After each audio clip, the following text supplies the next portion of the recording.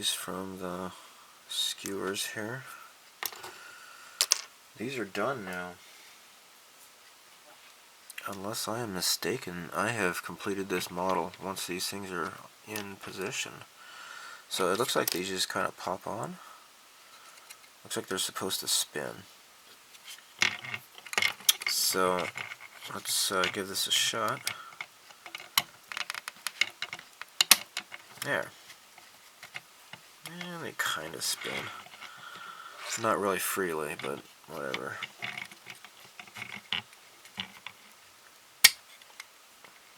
Oh, now this one kind of spins. I can't say why this one does not spin. Unless paint got on that. But you know what? I don't care really. It doesn't bother me. It's not like I'm going to be running around spinning this thing. Alright, so here we are. I don't think I'm forgetting anything. This should be complete. So, this is a project that has been fun, and it's also been a little bit frustrating. So, as I have pointed out before, this is an older Eggplane kit, and this was, I think, from the late 80s, I think, at least. It's a larger one, and it was out of production for quite a while. And I remember, this came out, I think, in January of maybe 2015 or 2014, something like that. Before that, I was considering just picking up one of these, the old, one of the older kits of this, and then they released this, and with the new Eggplane series. This was an old classic, and apparently Hasegawa had enough response, or a lot of requests, to bring this one back into production, and that's what they did. So that's very cool. So, I think the silver looks better on top.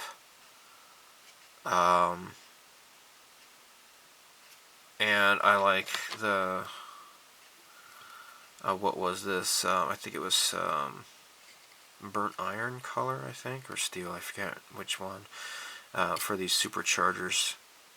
Looked really neat.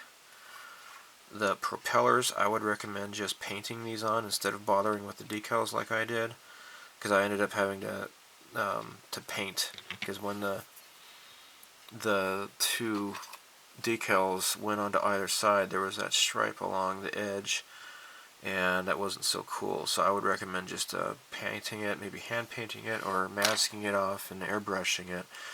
That'll be a lot nicer, I think. So this is my first time really using this silver to coat an entire model's body.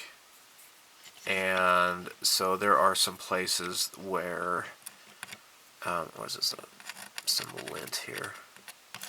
Get out of here, lint.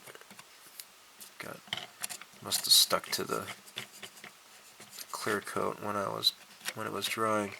There's some places like right here where I had sanded a lot, and I had neglected to increase the grit on the sand. When the spray went down, you can see where it's kind of rough. So,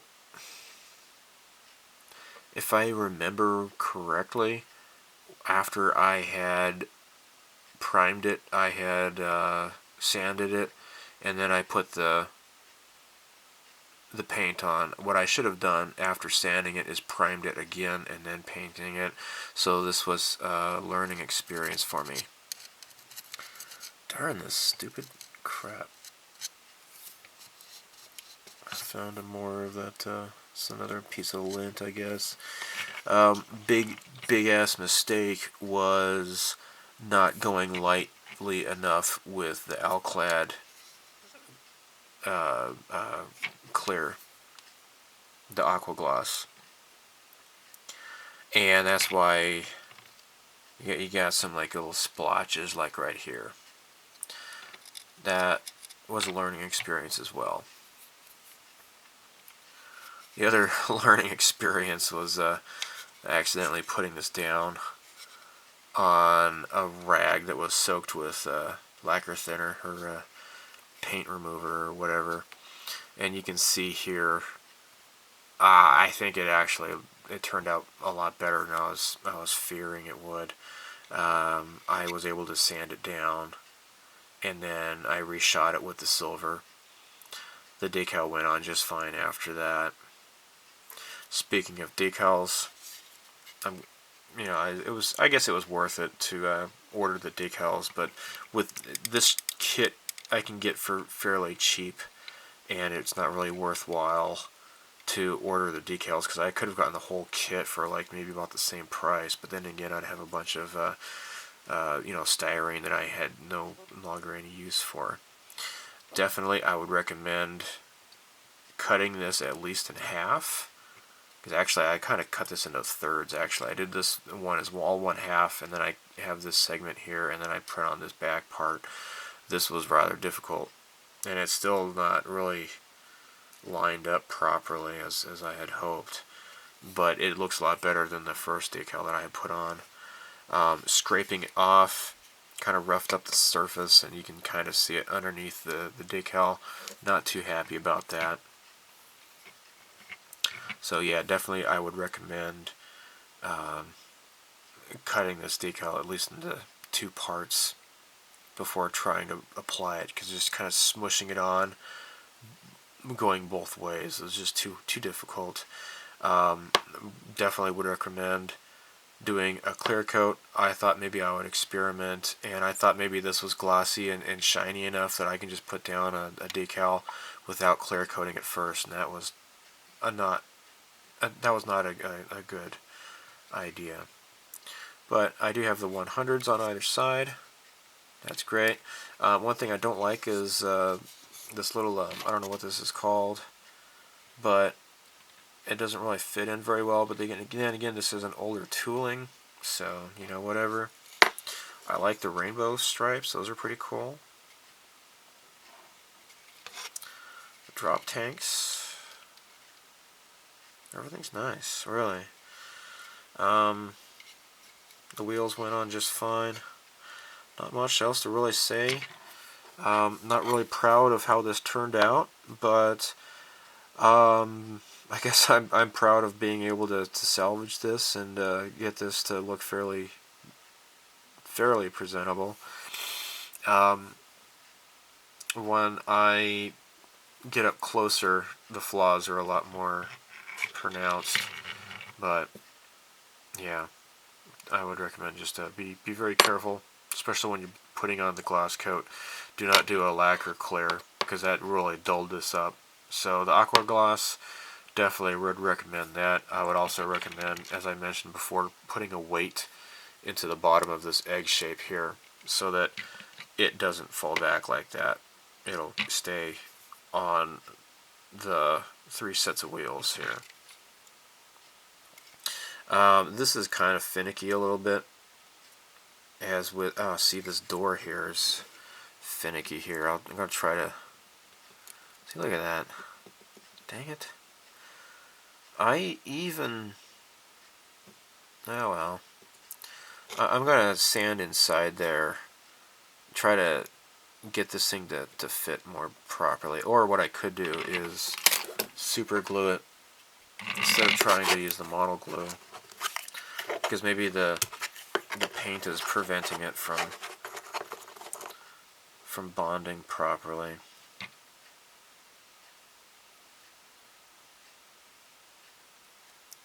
There we go. Let's put this on here.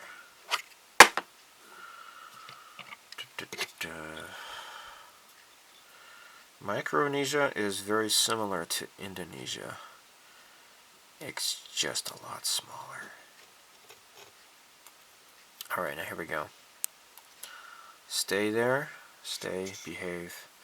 I could try... Let me dab this a little bit here. Let me push this down again.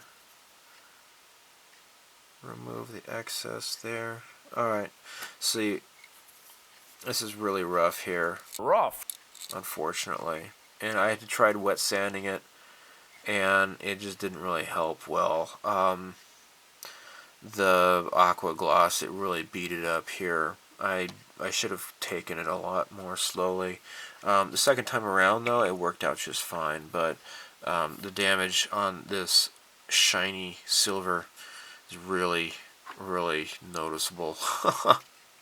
This silver is very, very difficult. Now, something I can show you before I end the video.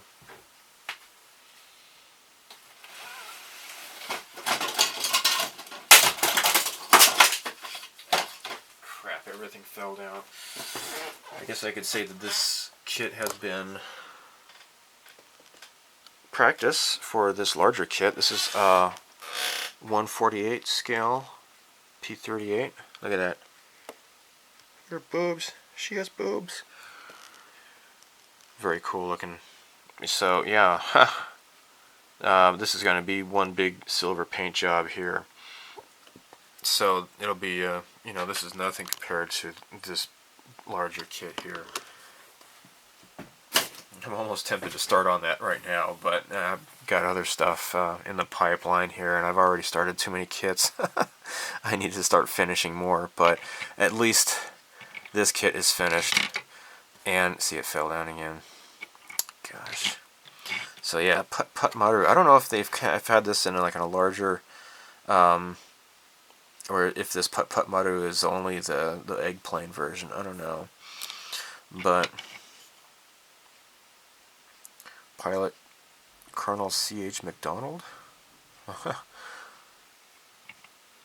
wonder if that's any relation to Amy McDonald, the Eggplane girl, who is, although she's not on the cover of this kit.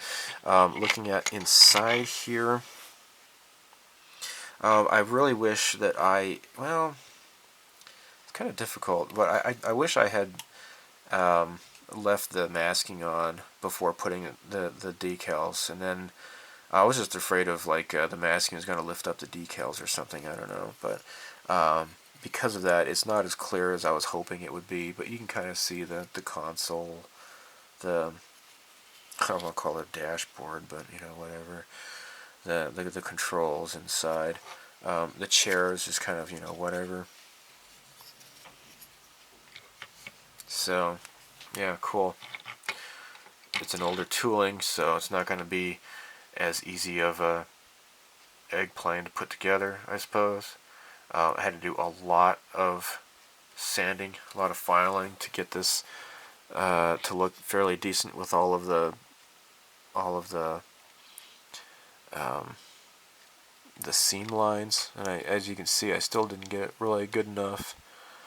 So whatever, it's fun. Thanks for watching.